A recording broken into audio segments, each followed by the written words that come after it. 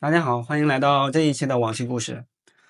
我這兩天呢是在家裡面翻史書啊，本來是想查點什麼資料啊之類的，那結果看着看着就突然發現那個史書裡面藏着一個非常有意思的細節，感覺完全能拍成一部古代版的深夜食堂，或者是更刺激點叫大宋夜市求生記。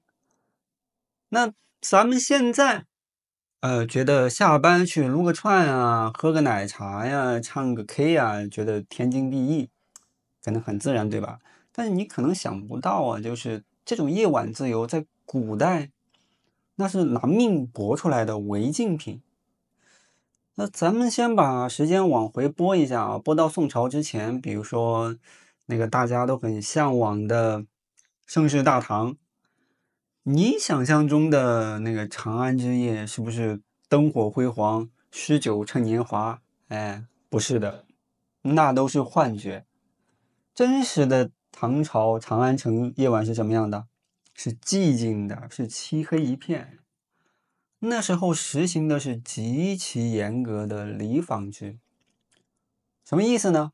就是整個城市像一個大的棋盤，每個居住區都是一個封閉的盒子，太陽一下山，宮裡面鼓聲一響也就是說所謂的那個閉門鼓，這就是在全城發最後通牒，趕緊回家。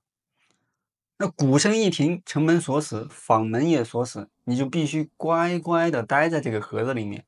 如果你這個時候還在大街上溜達，那被巡邏的士兵抓到了，那就不是小事了，那就犯夜。犯夜是什麼罪名呢？那是要脫了褲子打板子的。所以啊，李白寫的《長安一片月》，它美確實是真的美，但這個也真的是淒涼。因為那個月亮它其實是給被困在家裡面哪兒也去不了，只能抬頭看的人看的。那時候的夜晚是屬於巡邏兵，屬于月亮，但唯獨不屬於普通的老百姓。那我就納悶了，就後來咱們歷史上那種燈火通明，能逛街，能吃宵夜，甚至能通宵達旦的夜晚，那到底是怎麼出來的呢？那總不能是哪天皇上的心情好了，突然說大家出來玩吧，哎，我們一起玩。那我仔細的研究就發現，這個答案呢也特別的現實，也特別接地氣。一切的起點啊，竟然是因為要給加夜班的公務員送外賣。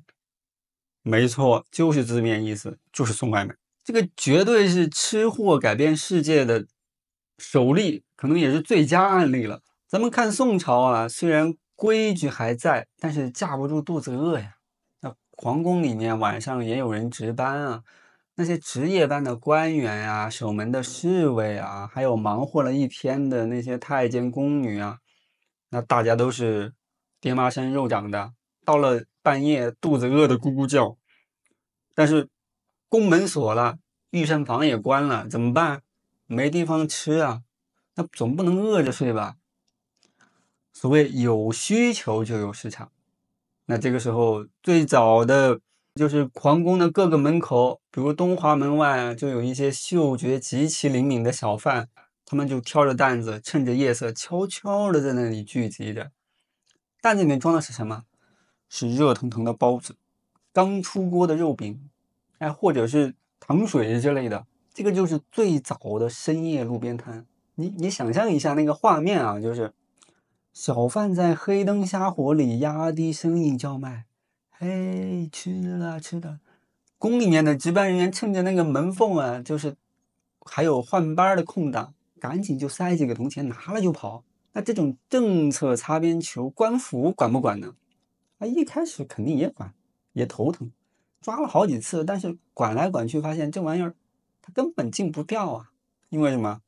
因為進了小販裡面的大人們、貴人們就得挨餓，這個需求太旺盛了。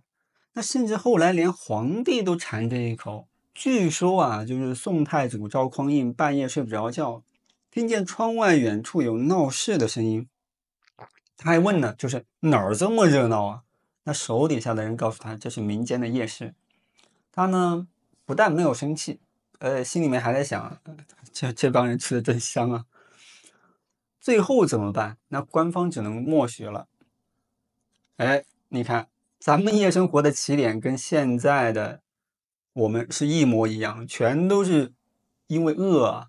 但是光餵飽肚子，那頂多呢叫吃宵夜，還稱不上是夜生活。那慢慢的事情就開始起了變化。宋朝的市民娛樂產業那是極其的發達，簡直是古代版的橫店。那時候有專門的娛樂場所叫勾欄瓦舍，那你進去一看，什麼聽評書的、看雜劇的、耍雜技的，甚至還有鬥雞、鬥蟋蟀的。那一場表演接着一場表演，精彩紛呈，可能從下午直接就搞到深夜。你想想，這個時候台上戲正高潮呢，那包公要砸陈世美了，武松要打虎呢，結果時間一到，哎，我靠，哐一聲，官兵進來了，清場了，清場了，大家回家睡睡吧。這個觀眾能答應嗎？老闆能答應嗎？不合理嘛。所以啊，為了遷就這些愛看戲的觀眾，那娛樂場所周圍的商業配套就跟着捲起來了。茶攤啊、酒肆啊、賣果脯小玩意兒的，自然呢就跟着亮燈，一家比一家熬得晚。那這時候的夜生活的核心呢，就從肚子餓要吃飯這種生存需求進化到了，我今天要玩的開心，玩的 happy 這種快樂需求。那夜晚呢，也不再是黑暗的代名詞了，它成了快樂的延伸。到了這個時候呢，城市也長得不一樣了。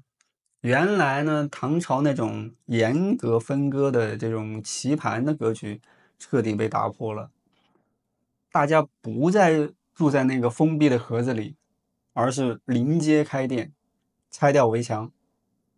你要是看到那本著名的《東京夢華錄》，那裡面寫的簡直就是一本宋朝版的大眾點評。書裡寫啊，汴京的馬行街夜市，那是真的非常誇張。說那裡燈火亮到什麼程度啊？亮到那個煙氣能把全城的蚊子都給熏跑了。而且那時候的商業配套已經成熟到讓你驚掉下巴。如果啊你在這個酒樓裡面喝酒，突然想吃一個某某小吃怎麼辦？那不用你自己跑，酒樓門口就蹲着一群人等着你叫呢。這些人叫閒漢，你給幾個賞錢，他們馬上就挎着毛驢或者是撒丫子就跑了，分分鐘就給你買回來送到桌子上。這哪裡是古代啊？這個分明就是古代版的代購加閃送啊！所以我覺得這個取消宵禁或者說商業改革這些詞兒呢，就是聽起來太嚴肅、太學術了。其實啊，它更像是一個硬邦邦、自上而下的冷酷規定，被老百姓這種軟糯的、熱氣騰騰的，自下而上的生活慾望，給它一點兒一點兒的泡軟了，一點兒一點兒的吃掉了。是無數個想多賺點碎銀子養家的小販，是無數個想多聽一段書、多看一場戲的這個市民，還有那些深夜裡餓得前胸貼後背的公務員，他們每個人手裡面那一點點的星星之火，最後大家拼湊在一起，硬生生把這個原本的漆黑一片的夜晚啊給點亮了。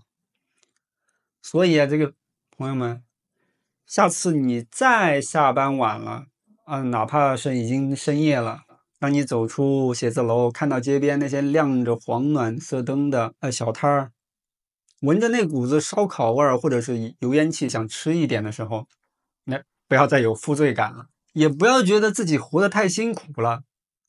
你看看1000年前的老祖宗們，他們不也和我們一樣嗎？